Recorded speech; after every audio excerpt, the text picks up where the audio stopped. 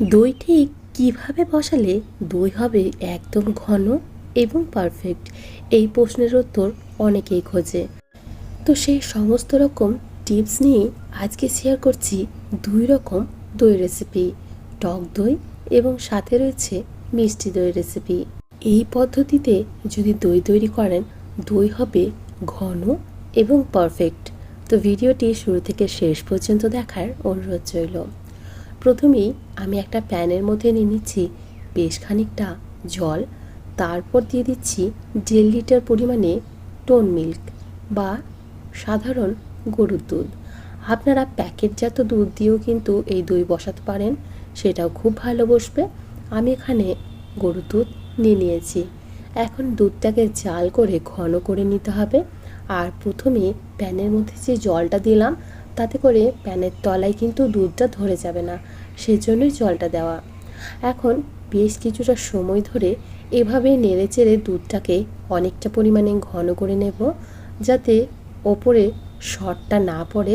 সেইভাবে একটু নাড়াচাড়া করে এখানে নেড়ে নিতে হবে। তো কতটা ঘন করতে হবে? আমি এখানে 1.5 লিটার দুধ নিয়েছি, সেখান থেকে 300 ml মতো ফুটিয়ে কমিয়ে নিয়েছি। এটুকুই ঘন করেছি। এখন গ্যাসের ফ্লেমটা বন্ধ করে দেব এবং দুধটাকে ঠান্ডা হতে দেব।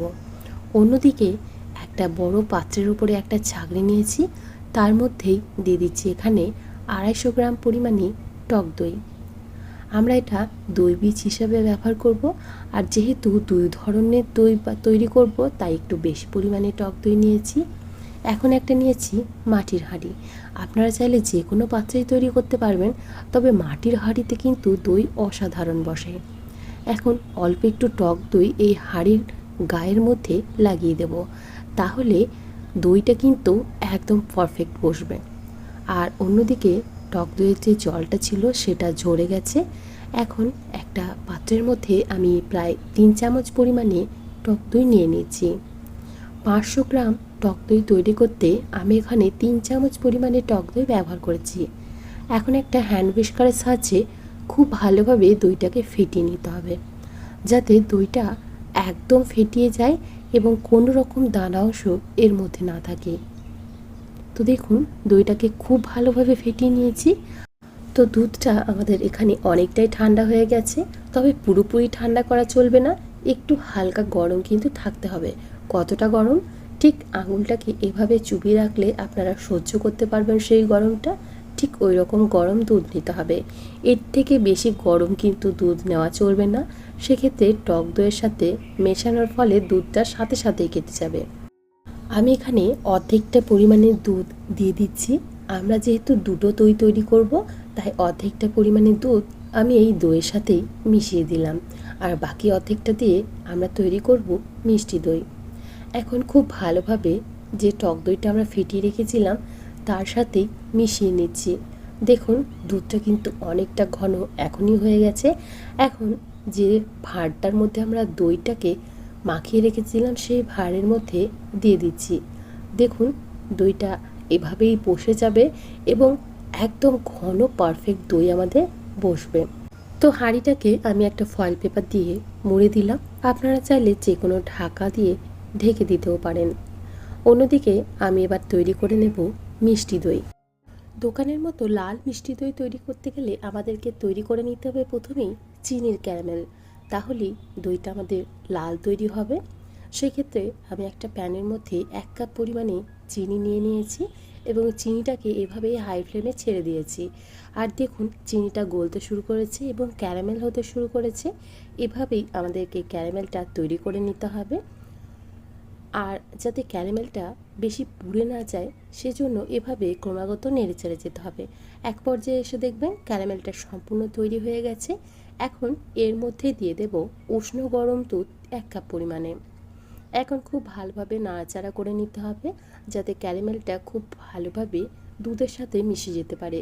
প্রথমে কিন্তু একটু দানা বেঁধে যাবে বা একটু শক্ত হয়ে যাবে, আর এভাবে নাড়াচাড়া করতে করতে কিন্তু দুধের সাথে খুব ভালোভাবে ক্যারামেলটা মিশে যাবে এবং খুব সুন্দর একটা লাল রং তৈরি হবে। তো দেখুন, দুধের সাথে খুব ভালোভাবে মিশে গেছে এবং খুব সুন্দর একটা লাল রং তৈরি হয়েছে। আর এভাবে নাড়াচাড়া করলে কিন্তু কোনো রকম দানা অংশ থাকবে না। দেখুন ঠিক এরকম তৈরি হবে। এবার আমরা মিষ্টি দইটা তৈরি করে নেব। এই জন্য একটা বড় পাত্রের মধ্যে নিয়ে নিলাম 3 চামচ পরিমাণে টক দই, সাথে দিয়ে দিলাম 2 চামচ পরিমাণে মিষ্টি দই। যেহেতু মিষ্টি দই তৈরি করছি তাই আমি অল্প একটু পরিমাণে মিষ্টি দই ব্যবহার করেছি। খুব ভালোভাবে একসাথে সমস্ত কিছু ফেটিয়ে নিয়েছি। এরপর যে ক্যারামেল আর দুধের মিশ্রণটা তৈরি করে রেখেছিলাম সেটা দিয়ে দেব। দেখুন কতটা সুন্দর কালার এসেছে। মিষ্টির দোকানে কিন্তু ঠিক এভাবেই মিষ্টি দইটা তৈরি করে। এখন খুব ভালোভাবে সমস্ত কিছু একসাথে মিশিয়ে নেওয়ার পর দিয়ে দেব উষ্ণ গরম দুধ। আবারও বলে দিচ্ছি, বেশি গরম দুধ কিন্তু ব্যবহার করবেন না, যাতে একটা আঙুল সেই গরমটা সহ্য করতে পারে সেই রকমই দুধ ব্যবহার করবেন। দেখুন দুধটা দেওয়ার পর খুব ভালোভাবে একসাথে মিশিয়ে নিয়েছি। এরপর নিয়েছি একটা ভাঁড়ের মধ্যে সমস্ত মিশ্রণটাকে ঢেলে দেব। তো এভাবে সমস্ত মিশ্রণটা ঢেলে নিয়েছি, ভাঁড়টা সম্পূর্ণ ভরে গেছে।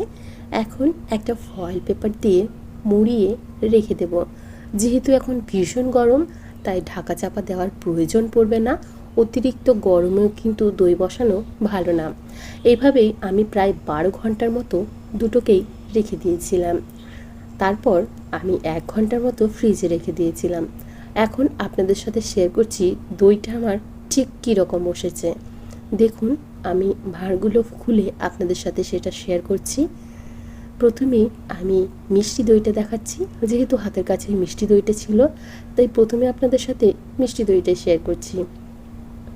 দেখুন কতটা সুন্দর বসেছে আর একদম পারফেক্ট এক দোকানের মতোই মিষ্টি দই আমাদের বসে গেছে। এখন টক দইটাও দেখাচ্ছি। দেখুন টক দইটাও কিন্তু একদম পারফেক্ট তৈরি হয়েছে, একদম ঘন এবং পারফেক্ট। এভাবেই কিন্তু আপনারা খুব সহজেই টক দই এবং মিষ্টি দই বাড়িতে তৈরি করে নিতে পারবেন। এখন কেটেও দেখাচ্ছি। দেখুন কতটা ঘন তৈরি হয়েছে আর কতটা সুন্দর হয়েছে। এভাবে তৈরি করলে আপনাদের দইও কিন্তু একদম পারফেক্ট তৈরি হবে। আশা করি আপনাদের ভিডিওটি ভালো লেগেছে। গরমের সময় এই টক দই খাওয়া কিন্তু ভীষণই উপকারী। অবশ্যই বাড়িতে তৈরি করুন এবং খান। আশা করি আপনাদের ভীষণ ভালো লাগবে। আপনারা এই মাটির ভাঁড় ছাড়াও কিন্তু বসাতে পারেন। এখন দেখিয়ে দিচ্ছি মিষ্টি দইটা ঠিক কীরকম বসেছে। দেখুন কতটা সুন্দর বসেছে এবং কতটা ঘন, একদম মিষ্টির দোকানের মতো এবং স্বাদেও কিন্তু ততটাই ভালো হয়। তো এভাবেই বাড়িতে টক দই এবং মিষ্টি দই তৈরি করুন। আশা করি দুটোই আপনাদের একদম পারফেক্ট হবে। আজকে তাহলে এখানেই বিদায় জানাচ্ছি। আবারও হাজির হয়ে যাব অন্য কোনো দিন অন্য কোনো রেসিপি নিয়ে। ভালো থাকবেন, সুস্থ থাকবেন এবং ভিডিওটি সম্পূর্ণ দেখার জন্য আপনাদের সবাইকে অসংখ্য ধন্যবাদ। বাই।